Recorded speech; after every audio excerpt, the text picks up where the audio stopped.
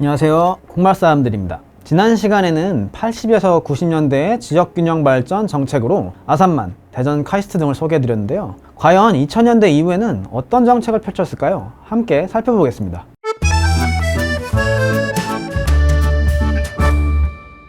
2000년대에 들어서면서 우리나라의 지역균형 발전 정책은 전환을 맞이합니다. 사실 2000년대라는 시기 자체가 우리나라에는 큰 변혁을 겪게 되는 때인데요. 외환위기를 극복하면서 IT 산업이 부흥하였고 2002년에는 월드컵을 개최하고 4위를 차지해 국가적으로 자신감이 매우 높아졌죠. 또한 근로기준법 개정으로 2004년 7월부터 주 5일 40시간 근무가 도입되어 토요일이 드디어 쉬는 날이 되었습니다. 서울에서 부산까지 새마을호 기차를 타고 4시간 반이나 걸리던 시간이 2004년 고속철도인 KTX가 개통되면서 2시간 반으로 단축되었죠. 과거와 다르게 양적 성장이 아닌 삶의 질을 추구하게 되었고 지구온난화 등의 이슈가 불거지면서 지속 가능성도 고려하게 된 시기였습니다. 이와 같은 시대적인 변화와 함께 2000년대에는 정책이 과거와 달리 매우 적극적으로 펼쳐집니다. 그 시작은 2003년 출범한 노무현 행정부인데요. 노무현 행정부는 국가균형 발전을 국정과제로 선정해서 최상위 정책으로 다룹니다. 2004년 국가균형 발전 특별법을 수립해서 국가균형발전 정책의 근거를 마련하였고 대통령 자문기구인 국가균형발전위원회를 설치했죠. 이에 따라 국가균형발전 5개년 계획이 시행되는데요. 과거 중앙에서 지방으로의 하향식 정책이 아닌 지자체를 중심으로 한 상향식 지역균형발전 정책으로 바뀝니다. 정책 실행을 위한 재정을 마련하기 위해 국가균형발전 특별회계, 이른바 균특회계를 신설하는 등 매우 적극적인 지역균형발전 정책을 펼칩니다. 노무현 행정부의 국가균형발전 정책은 이후 이명박, 박근혜 행정부를 거쳐 현재까지도 국정과제에 선정되어 중요하게 다뤄지고 있죠. 노무현 행정부의 지역균형발전 정책의 활용 정점은 세종시 건설과 혁신도시 조성입니다. 노무현 대통령이 충청권 행정수도 이전 공약을 내걸고 당선됨에 따라 2007년 충남 연기군 일대에 세종시 건설을 착공하였고요. 2012년 7월 1일부로 공식 출범합니다. 정부는 수도권 집중화의 원인 중 하나인 행정기능 집중을 완화시키기 위해 세종시를 계획하였죠. 중앙부처를 이전하면 지역균형 발전에 도움이 될 것이라고 하는 논리였습니다. 세종시는 미국 워싱턴 DC와 같은 행정수도를 벤치마킹했고요. 인구는 약 50만 명을 수용하는 것으로 계획했습니다. 세종시의 중심은 정부 중앙부처가 있는 행정중심 복합도시입니다. 2014년까지 1차 이전이 완료된 이후에 중앙부처들이 차례로 이전하였습니다. 현재 아직 국회와 대통령실이 서울에 있으나 국회도 세종시 이전이 상당히 유력한 상황이죠.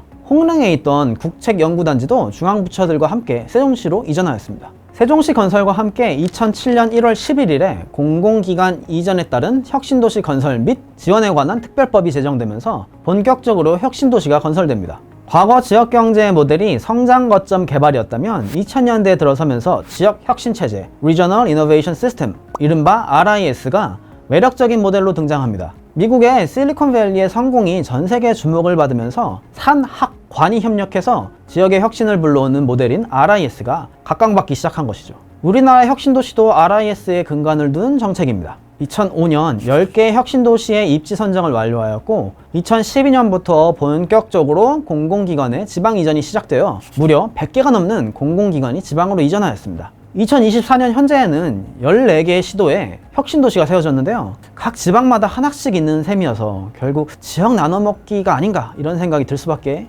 없습니다. 공공기관 지방 이전이 본격화되었던 2013년에서 2017년에는 수도권 인구 분산 효과가 나타나긴 했습니다. 그런데 그 효과는 한계에 달했고요. 세종시를 제외하면 사실 각인될 만한 혁신도시 또한 나타나지 못한 것 같아요. 특히 공공기관만 이전하였지 혁신 창출의 주역인 대기업이나 중견기업들은 여전히 수도권에 남아있어서 혁신도시라는 이름이 사실 좀 무색한 면이 없지 않아 있습니다. 때문에 지역 혁신도시 건설에 대한 평가는 엇갈리고요. 성공적이라고 보기는 좀 어렵다는 것이 학계의 중론입니다. 현 윤석열 행정부에서는 과거의 정책들을 이어받아 지역혁신도시와 지방대 살리기를 결합한 글로컬 대학이라는 정책을 추진하고 있습니다. 과거 이명박, 박근혜, 문재인 행정부에서도 이와 유사한 산학관 협력 정책을 꾸준히 시행했죠. 글로컬 대학 정책 역시 지역균형 발전 정책으로 산학관이 결합되는 정책입니다. 30개 대학에 학교당 연 200억 원을 5년간 총 3조 원을 지원하는데요. 여러분 혹시 서울대 1년 예산이 얼마인지 대충 아실까요?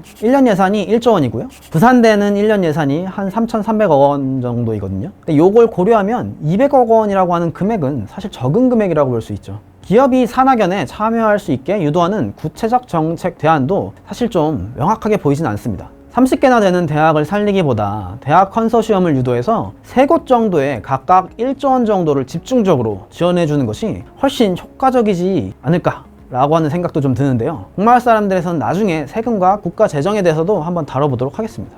2000년대부터는 IT 산업이 부흥하면서 이와 함께 파생되는 다양한 지식 기반 산업이 등장하기 시작합니다. 이와 같은 신산업의 특징은 명확히 제조업도 아니고 명확히 서비스업도 아닌 경계가 모호한 복합적 성격을 띈다는 것입니다. 예를 들어 문화산업이 대표적이죠. 그러다 보니 2000년대 이후에는 산업정책에서도 이와 같은 복합성을 고려한 유연한 정책이 필요했습니다.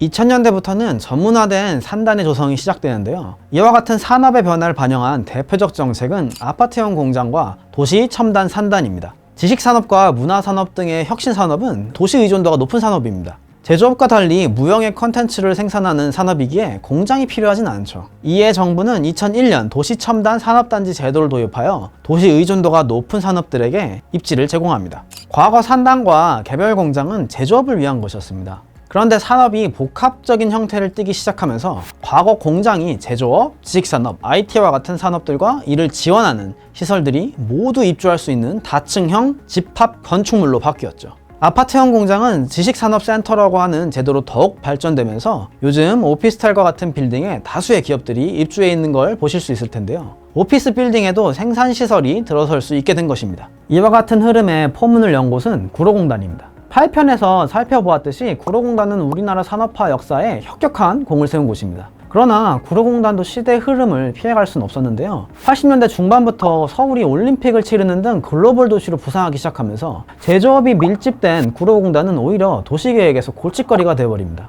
게다가 90년대 들어서는 산업의 고도화가 시작되면서 구로공단은 경쟁력을 잃어 근로자 수가 대폭 감소하죠. 이에 정부에서는 90년대 후반부터 구로공단을 IT 기업들로 채우고자 계획을 수립하였고 2000년 12월에 구로공단은 서울 디지털 산업단지로 개칭하면서 지금의 G밸리로 확고한 위상을 갖게 됩니다. 부산에서는 센텀시티가 들어서면서 해운대를 부울경 최고의 부천으로 변모시킵니다. 많은 분들이 해운대에 우리나라 최대 규모의 백화점인 신세계 백화점 센텀시티점이 있어서 여기가 그냥 상업지역이신 줄 아실 거예요. 그런데 센텀시티는 원래 90년대 후반에 부산정보단지라고 하는 이름의 일반 산업단지로 시작하였습니다. 정보라는 용어에서 이곳을 지식 기반의 복합산업단지로 기획한 것을 알 수 있죠. 이후 2000년 5월에 센텀시티로 명칭을 바꾸었고요. 2005년 준공됩니다. 2007년에는 혁신도시 정책과 맞물려서 센텀 혁신도시로 더욱 발전하게 됩니다. 센텀시티 아마 가보신 분들은 센텀 스카이비즈라고 하는 아주 높은 150m에 달하는 건물을 보셨을 겁니다. 이 센텀시티의 랜드마크 중에 하나죠. 그런데 센텀 스카이비즈는